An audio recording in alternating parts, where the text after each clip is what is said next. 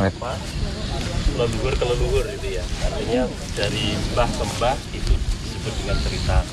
Ada nanti di sini. Nah, saya awali dari cerita kajian tim arkeolog ya. Memang ada beberapa cerita ya, karena setiap arkeolog itu juga mendefinisikan berbeda-beda. Cuma nanti satu, jadi kesimpulannya satu. Saya awali dari secara deskripsi bentuk candi tersebut ya. Candi Dadi ini memang hanya candi tunggal, di mana di situ tidak ada struktur tangga naik. Jadi sangat beda dengan Candi Sanggaran. Kalau Candi Sanggaran itu dari arah barat itu ada struktur tangga naiknya. Jadi kalau Candi Dadi tidak ada. Jadi hanya sebuah struktur. Jadi beda antara bangunan teman-temannya. Jadi penjelasan semua itu bisa membedakan ketika fitur. Jadi benda cagar budaya itu ada 5. Satu artefak ya, artificial factual, yang artinya bisa pindah-pindah. Ini buatan manusia juga, cuma ini di atas 50 tahun yang mempunyai sisi edukasi gitu ya, sejarah, edukasi dan sebagainya. Nilai-nilai pentingnya ada.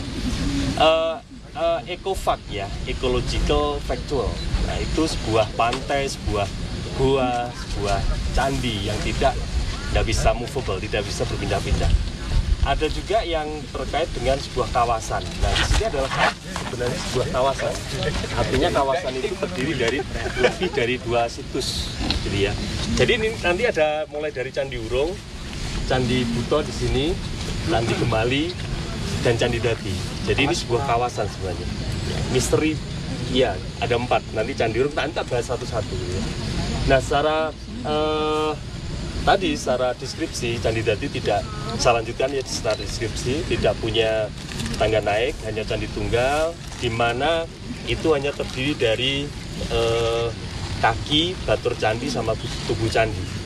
Nah, jadi di situ ukurannya 12,3. Kalau diukur, sayangnya kita tidak bisa ke sana ya, jadi kita cuma ngomong gini aja. Tapi kalau nanti penjenengan sana, bangunan Candi Dadi itu ada yang namanya talut ya. Talut itu pagar untuk mengamping candi tersebut. Itu kalau diukur dari talutnya itu 14 meter kali 14 meter. Jadi persegi gitu ya. Dan mempunyai tinggi 6 meter ya. Di mana Candi Dadi itu kemarin sangat menyentuh di pihak istana. Ada stafnya Pak Jokowi, alhamdulillah kemarin 2 minggu yang lalu itu sowan ke sini juga. Namanya Mas Daniel, orangnya masih muda, energik, luar biasa, menyatakan bahwa Candi Dadi itu candi yang terbesar di dunia. Artinya kalau kita bandingkan dengan Borobudur, memang besar di Borobudur kalau dilihat dari posisi fisik. Cuma yang menyerupai itu yang paling besar di sini. Jadi yang menyerupai itu gimana? Ada yang di Amerika Latin, suku Maya pun juga punya itu. Makanya kemarin ketika Rainbow Family datang ke sini tahun 2016 kalau tidak salah Mas, di pantai Di pantai Tanggung Gunung sana.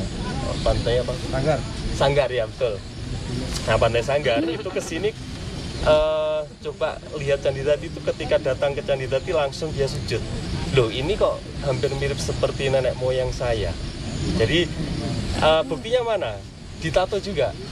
Jadi ditato di sini itu atau di kaki ya, ada 2. Itu memang lambang Candi Dadi ketika dilihat dari atas. Mungkin penjenengan semua sudah tahu YouTube-nya Candi Dadi ketika dilihat di shoot dari atas ya. Itu luar biasa sekali. Jadi Candi Dadi itu di tengahnya itu ada sebuah lubang yang diapit dengan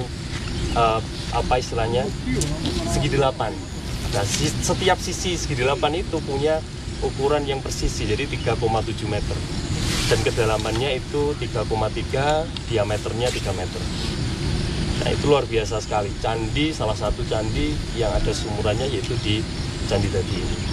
Nah, itu tentang deskripsi bentuk dari candi tersebut ya. Sekarang sejarah.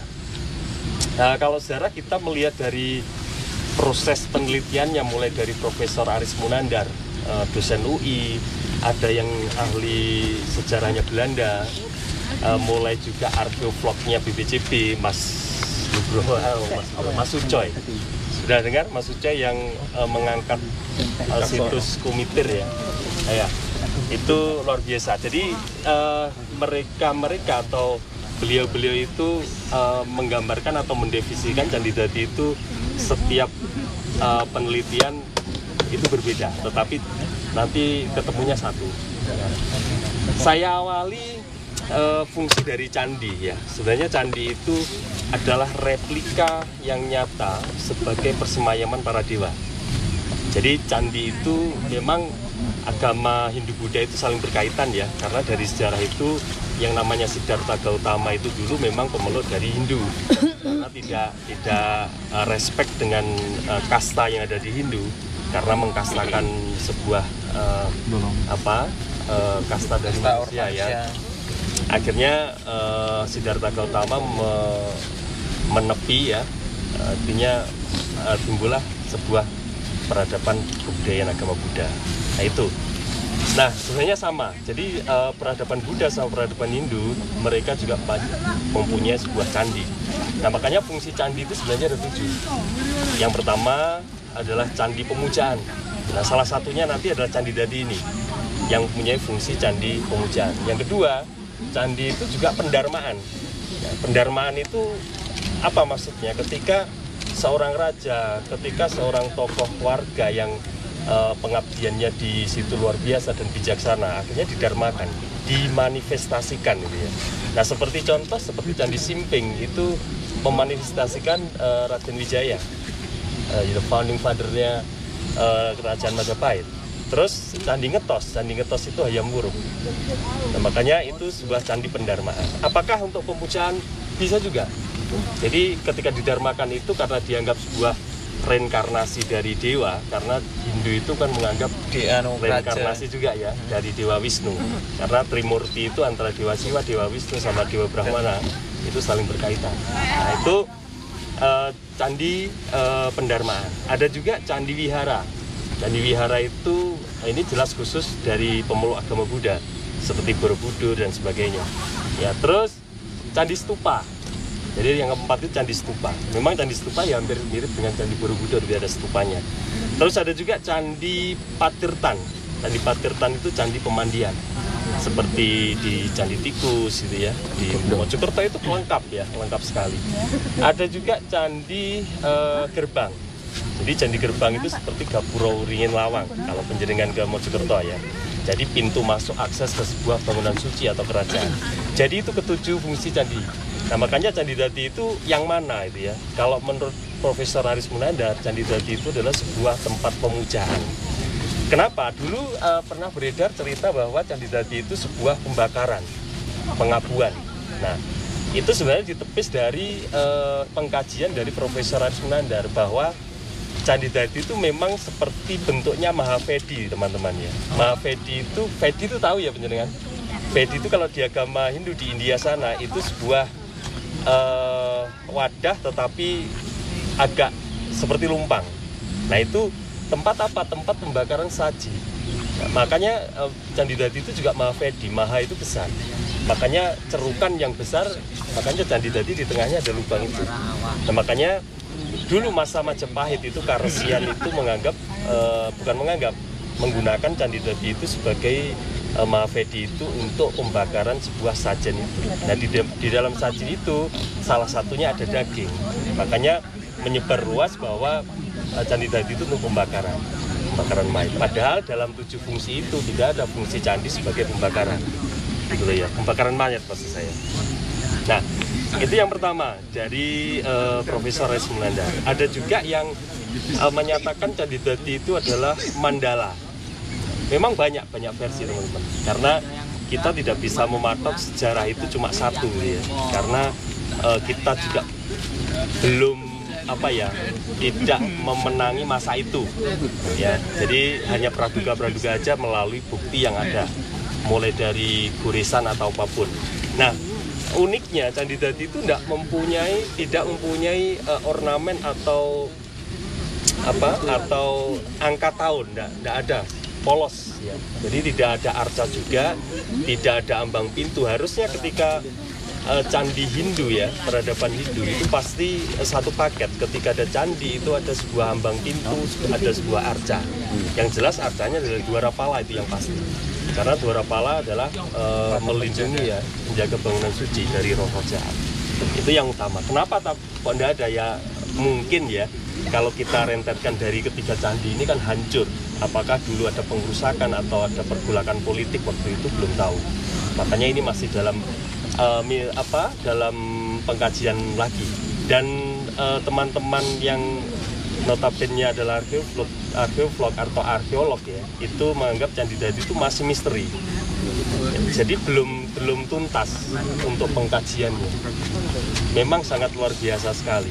Ya, memang nanti kedepannya insya Allah akan asik juga kalau menilai itu. Maka teman-teman sering-sering aja ke Tulungagung gitu ya. Karena Tulungagung kaya dengan peninggalan sejarah sebenarnya. Nah, yang kedua tadi sebagai mandala. Mandala itu apa? Mandala itu adalah sebuah peribadatan yang levelnya paling tinggi. Apakah karena Candi Dadi itu tempatnya paling tinggi? Enggak. Bukan karena yang paling tinggi, karena yang kalau toh itu tempatnya di perkampungan, kalau itu disebut mandala itu memang tempat peradaban yang paling tinggi atau pemujaan yang paling tinggi. Itu diakui oleh teman-teman umat agama Hindu yang ada di Bali. Mereka menganggap Candi Dadi merupakan sebuah mandala itu ya. Nah, sejarah lain mengatakan bahwa Candi Dadi itu dibangun pada masa peradabannya Raja Hayam Wuruk. Jadi ketika abad ke-13 sampai abad ke-14 gitu ya. Jadi masa Majapahit. Ada juga yang menyatakan ini lebih tua dari Majapahit. Makanya ini masih saya juga belum bisa memastikan ke pengunjung atau ke penjenengan semua ini sudah positif masa Majapahit. Saya tidak bisa. Hanya mengkutip aja. Jadi saya ya sebagai Jupe, bukan wewenang saya untuk meneliti atau memberikan kepastian. Artinya saya mengutip dari teman-teman arkeolog bahwa ceritanya seperti itu. Terus yang ketiga, Candi Dadi itu kenapa posisinya di atas? Penjenengan mungkin sudah tahu semua ya, karena penggiat budaya, bahwa tempat yang paling tinggi atau tempat yang paling luas dari kebudayaan agama Hindu itu memang dianggap tempat suci. Makanya dulu ketika umat beragama Hindu, ketika posisi perumahannya atau rumahnya itu di datar, mereka membuat punden berunda. Artinya punden berunda itu meskipun tempatnya di bawah kan posisi naik. Nah itu sudah dianggap tempat yang paling tinggi. Itu dianggap tempat yang suci. Makanya kalau yang punya tempat peribadatan yang di rumah-rumah itu pasti dibuat punden berunda. Itu ya, jadi itu sejarah masih banyak sebenarnya. Kalau saya ceritakan nanti lebih dari 6 gitu. Masih ada waktu cerita juga. Nah ini ada sejarah lagi kan, mitosnya belum ya. Nah jadi mitos dari cerita rakyat hampir sama dengan ceritanya Roro Jonggrang sama Bandung Bondowoso. Ya betul, karena dilihat dari ini ya, mulai dari Candi Wurung, terus ini bukit yang timur ya, ini bukit yang timurnya lagi, itu Candi Gemali. Ini Candi Wurung, Candi Buto. Kenapa dikatakan Candi Buto? Karena itu sudah hancur teman-teman ya, hancur. Dan ketika orang masa Mbah Mbai dulu kita, itu memang ada yang menjumpai bahwa itu ada arca yang dianggap itu Buto, akhirnya hilang gitu ya. Cuma kelihatan ketika hari-hari apa itu ya. Jadi mungkin disembunyikan sama roh di situ gitu ya. Kita jelas metafisika pasti ada itu ya. Secara apa arca Buto itu mungkin itu adalah Dwarapala. Karena secara tidak langsung ada yoni yang jatuh dari bukitnya Candi Buto. Ya, jadi ada yoninya juga. Nah yoni itu kan jelas melambangkan peradabannya Siwa. Nah berarti pasti itu adalah Hindu. Cuma kalau di Candi Dadi belum ada istilahnya bukti itu ada penemuan yoni atau Dwarapala, belum ada. Makanya Mas Ucoy itu menganggap bahwa Candi Dadi itu juga peradaban Buddha, memungkinkan. Jadi memungkinkan juga. Nah ketika kita ke timur lagi itu namanya ada Candi Gemali. Jadi Gemali itu masih menyisakan yoni juga yang luar biasa. Tapi sudah turun dari original place-nya. Jadi mau dicuri teman-teman dulu ya. oleh pihak pelayaran, oknum pelayaran, artinya mau dibawa ke Bali. Tahun 91 itu dicuri dan hanya bergeser 150 meter ke bawah. Karena apa? Ini saya masih SD dulu, ya dengar cerita itu. Pemindahan Arca Yoni itu butuh paranormal 4. Jadi paranormal 4 itu sama menyimpulkan bahwa di atas jam 12 malam itu tidak bisa diangkat lagi. Ternyata di lapangan benar. Ketika jam 12 lebih 1 detik, alat untuk pengangkatan mulai dari tambang, mulai dari kayu ketika dipaksakan hancur, rusak, patah. Nah, memang di situ masih sakral teman-teman ya. Jadi kalau waktunya panjang saya ajak belusukan itu ya, luar biasa, bentuknya luar biasa bagusnya, bercorak naga, kepalanya naga. Kalau yoninya yang di sini sudah hancur, ceretnya sudah dipatahkan orang mungkin. Ya karena hancurnya itu cuma ceretnya aja, nggak hancur semuanya. Jadi lubangnya yoninya itu masih utuh dan punya ornamen juga. Mungkin lebih bagus di sini ya daripada sana. Cuma kalau di sana yang menyisakan di Gemal itu bagus sekali. Tapi kalau memang itu dicuri kan yang lebih bagus ini gitu ya. Nah, terus lagi Candi Dadi. Nah, Candi Wurung ini sama teman-teman komunitas ditata ya. Kemarin batunya ada seperti itu. Batunya berserakan, terus komunitas izin ke saya, gimana Mas kalau ini ditata sedemikian rupa untuk tenger gitu ya. Oh enggak apa-apa, cuma bagus. Toh ketika ada jenengan ini berserakan daripada tidak berfungsi itu ya. Nah kalau seperti itu bisa sebagai tanda. Nah kembali ke cerita mitos lagi, kenapa kok 3 itu hancur? Karena sang putri itu ya seperti Roro Jonggrang, ketika mau dinikahi ada satu syarat, membuatkan beberapa 4 candi. Nah ketika 4 candi itu hampir jadi, sang putri itu memang sejujurnya kan cinta bertepuk sebelah tangan itu ya. Tidak mau kan itu, tidak bertepuk sebelah kaki. Nah, ini agak bikin aja ya. Karena saya sering di museum itu sering memberikan sebuah cerita itu agak biar dikit, biar siswa itu tidak sepaneng gitu ya. Nah sama kan sepaneng kedinginan itu. Jadi ketika putri itu tahu bahwa 4 candi itu mau jadi, dia membuat trik jelek dan itu menyewa tempat, kebetulan tempatnya di timurnya ini, yaitu adalah Dusun Kedung Jalin. Nanti penjenengan ke sana, APC untuk live cooking ya. Oke. Nah, ketika putri itu tiba di Dusun Kedung Jalin, nah ini catatan tadi saya belum bercerita. Siapa putri itu, siapa pangeran itu tidak tertulis dalam deskripsi cerita rakyat. Jadi polos. Tapi kalau di Candi Penampihan itu ada putri dari Kadiri dan pangerannya itu adalah pangeran dari Ponorogo. Nah besok akan diceritakan oleh Bu Tin. Ya Bu Minartin. Nah, nanti penjenengan akan diceritakan banyak hal di sana. Tertua di sana ya, tertua masa Mataram kuno juga tertua, dari masa ke masa. Nah ketika di Dusun Kedung Jalin, putri itu menyewa tempat dan membangunkan para ibu-ibu membuat pagi itu seakan-akan tiba, padahal itu masih tengah malam. Nah pangeran tahu bahwa, nah posisi ini teman-teman ya, posisi 3 candi ini kalau kita tarik garis di Dusun Kedung Jalin itu pas timurnya. Makanya kenapa kok enggak di Dusun Mojo, kenapa kok enggak di Dusun Sanggeran, karena enggak mungkin ketika matahari dari barat kan itu. Nah itu dari timur, terus akhirnya pangeran sudah putus asa, dari ketiga candi itu hancur, dan yang jadi cuma 1 yaitu Candi Dadi. Nah terus akhirnya pangeran itu mengutuk putri tersebut tidak akan menikah ketika sudah masa tua. Dan tempatnya teman-teman, jadi tempatnya Dusun Kedung Jalin itu tepatnya Desa Junjung ya, itu dikutuk juga bahwa siapa yang gendernya perempuan tidak akan menikah ketika dia belum sudah masa tua. Itu terbukti juga tuh. Terbukti juga. Sekarang enggak? Sekarang enggak. Sekarang enggak. Makanya untuk kaum Hawa jangan menyanyiakan cintanya seorang kaum Adam. Nanti dapat kutukan berat ya. Gitu. Kutuk. Saya lagi kutuk. Dikutuk sama cowok. Iya, jadi itu. Makanya sampai sekarang sugesti yang ada di Candi Dadi itu para peziarah, para ritualis ya itu menganggap bahwa candi itu ketika kita punya hajat pasti dadi. Gitu loh. Banyak itu. Kemarin ya nyun sewu ya, kita ndak mempromosikan sebuah kesirikan atau apa. Itu kan sugestinya masing-masing ya. Sugestinya punya hajat. Dulu ada juga yang pengawas ya, artinya pengawas SD ke sana. Akhirnya karirnya juga naik sampai sekarang jadi kapit itu akrab sama saya. Oh, gara-gara ini loh saya sukses lah. Bukan gara-gara saya, Pak. Mungkin benar doanya dijabahi itu ya.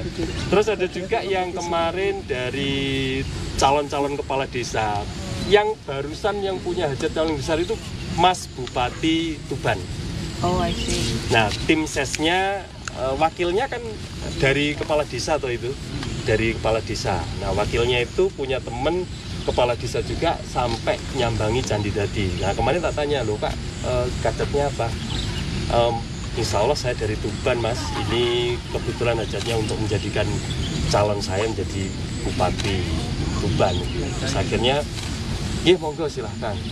Ketika dia ritual, saya tidak membimbing banyak-banyak teman-teman ya. Itu karena saya intinya di sana cuma juru pelihara, bukan SOP saya ya.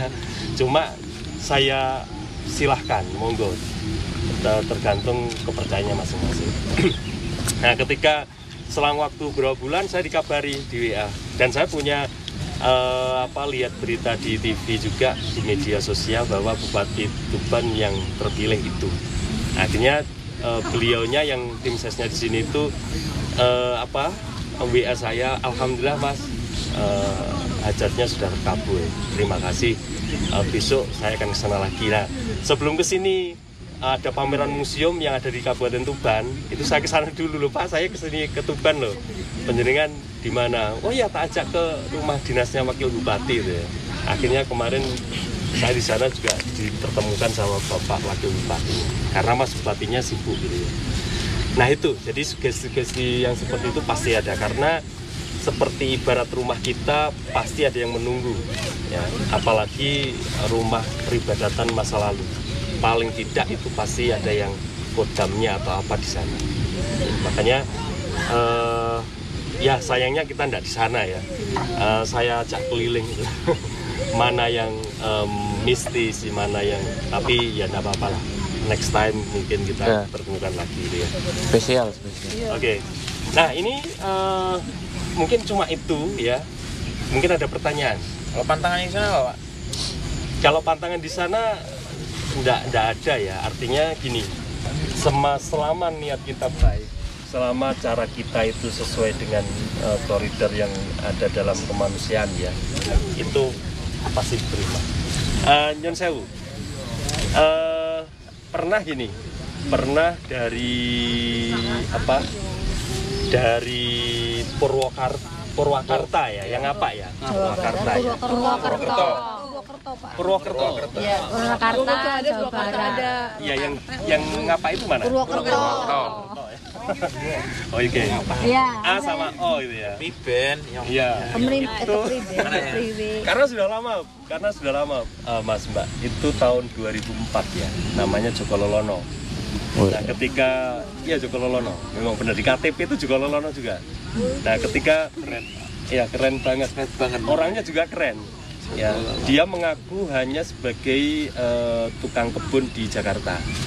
Dia jalan itu. Penggene mengaku aja. Nah, ketika datang ke sini waktu itu belum ada telepon ya.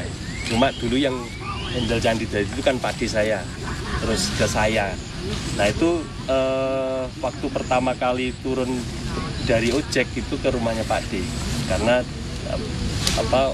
warga di sini kan taunya di Pak D itu, belum ke saya. Rasanya Pak D marani kulo, nah saya disuruh nganter. Nah ketika saya anter itu bilang gini, dikte ya itu gini, masa sudah menikah? Waduh belum, kandas terus Mas itu ya waktu itu. Nah, Masnya nanti nikah usia 26 pasti itu Mas. Nah, ya pasti nanti 26. Waktu itu ya 26 saya menikah, kelingan sama Joko Lolono itu. Nah, ketika saya antar di sana, candi ini luar biasa, Mas. Penjenengan yang ikhlas saja menjaganya, nanti suatu saat pasti pejabat itu akan ke sini, berbondong-bondong ke sini. Nah, mungkin salah satunya itu tadi, Yang Bupati Tuban. Terus salah satunya Mas siapa tadi? Stafnya Pak Jokowi. Nah, itu juga sudah ke sini. Malah justru kemarin sama kepala dinasnya, kan di antar 3 kepala dinas, teman-teman. Kepala dinas PUPR, kepala dinas LH, sama satunya itu kepala dinas apa lupa saya. Yang dia beritahukan ke kepala dinas itu gini, suatu saat ketika Kasat Matra, jadi kepala satuan angkatan darat, laut, udara, Kapolri itu mau diajak ke sini. Nah ini mungkin Joko Lolono itu juga titis juga ya. Jangan-jangan itu jelmaan Makanya seperti itu. Nah, mungkin ada yang ditanyakan lagi. Iya, mungkin teman-teman ada yang ingin tanya sama Pak Andi. Kalau cerita rentet kita nggak cukup 1 jam. Ya. Makanya lah singkat-singkat tadi. Kalau trekking ke sana dalam sehari selesai ya Pak? Selesai. Berapa lama waktu? Kalau pemula, kalau penjenengan misalnya nggak pernah trekking itu ya 1 jam lebih 15 sampai 30 menit. Itu udah keliling semua beberapa candi. Oh, kalau 4 ya lebih. Kalau 4 ke kita apa? Candi Urung, Candi Butut, Candi Gemali, Candi Lain itu mungkin ya sekitar 4 jam. 4 jam. Iya. Pokoknya sehari lah ya. Iya, ininya Kita sehari. start dari sini. Betul. Ya, mungkin jadi ini Candi langsung muncul Urung, ke ya. Jadi kita setelah jadi turun arah mana ya? Arah utara, Utara. Jalin itu ke Nah, ke apa? Gemali. Mali, kita Mali. langsung turun lagi ke arah candi. Iya. Jadi sekitar 4 jam. Jam. Tapi kalau rute musim penghujan itu sulit, teman-teman. Licin.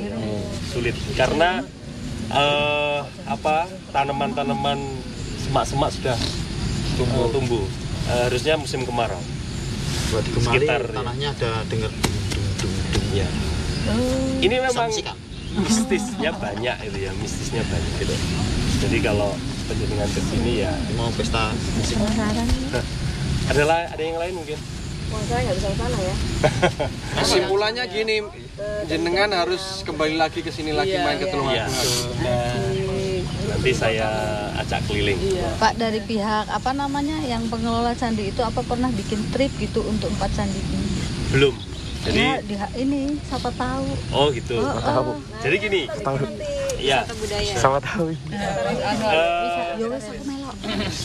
Jadi peninggalan yang di bawah BPCB itu antara candi sama gua ya. Yang di bawah tingkat 2 itu makam syiar Islam sama makam bupati. Nah, dari pihak BPCB itu belum ada kegiatan atau program yang sifatnya traveling untuk ke situs-situs. Cuma itu nanti bisa juga dikemas melalui tingkat 2. Jadi pihak dinas kebudayaan melalui bidang kebudayaan mungkin itu bisa juga. Dan menggandeng mungkin seperti Mas Koko dan teman-teman itu ya. Jadi nanti bisa Soalnya kayak saya kemarin kan kebetulan dari Solo, saya mengajukan ke Dispar sana untuk ke Candi Ceto sama Candi Suku. Saya harus izin ke itu BPCB. Iya betul. Ya. Kebetulan dibantu sama Dispar sana. Jadi bulan kemarin kami jalan, berapa orang yang ada di sini jalan bareng ke sana. Oh gitu ya. Iya. Memang BPCB itu penanggung jawab utama. Iya. Terus nanti untuk menggandeng atau mitra kerjanya ke Dinas Kebudayaan dan Pariwisata. Iya. Seperti ini kan juga gitu. Ya saya pengennya juga di Saya sini. misalnya izin itu. dulu BPCB. Iya. ya. Tapi yang mintakan izin Dispar kok bukan Iya, kita sendiri. betul. Dinas saja nanti dinas memberitahuan Kita ke menunggu. pasti bisa. Ya mungkin kapan-kapan ya. Apa saya harus mengajukan, Pak? Iya. Bisa. Panjangnya dari Solo. Saya dari Malang. Oh dari Malang. Ya, tapi Oh, kebetulan teman-teman jalan tuh dari beberapa kota, dari Jakarta, dari Solo. Oh. Kita ngumpul di mana, meeting point di mana, berangkat. Bisa, nanti saya juga bisa membantu. 1 tahun lagi mungkin Mas juga ini tahu ya, korwilnya kan Pak Haryati ya. Mungkin nanti saya akan menggantikan itu. Jadi lebih leluasa untuk koordinasi. Pak Riyadi pensiun ya. Pak Riyadi tetap lagi pensiun. Nanti saya insya Allah full di museum. Dan di sini nanti keponakan saya. Tapi Turun menurun. Mas Anwar kutukan jomblo nanti. Siapa yang lamar saya, Pak? Cowok. Saya kan cowok ini. Lamar cowok. Buyan tadi. Kalau saya bukan candi, Pak. Kayak Prambanan enggak jeding kalau saya buat. Ding. Oke, ada yang lain mungkin? Iya. Nikosin. Karena tadi Mas DY sudah calling jam 6 harus turun dan penjenengan kan harus rest lagi karena masih bukan 2 bulan loh ya, 2 hari. Oke Pak. Oke, Nampaknya itu aja ya sementara. Nanti kalau lebih lanjut lagi untuk next time aja. bisa kembali. Nanti tak kasih mantra. Menaklukkan apa? Bawa. Tadi. Gak usah nanti Pak, sekarang Oh aja. iya. Kalau kamu bawa menaklukkan kaum madam itu. Oke, terima kasih. See you next. Wassalamualaikum warahmatullahi wabarakatuh. Waalaikumsalam warahmatullahi wabarakatuh. Tepuk tangan untuk Pak Andi. Masih teman-teman, itu tadi pemaparan dari Pak Andi tentang beberapa candi, rangkaian candi.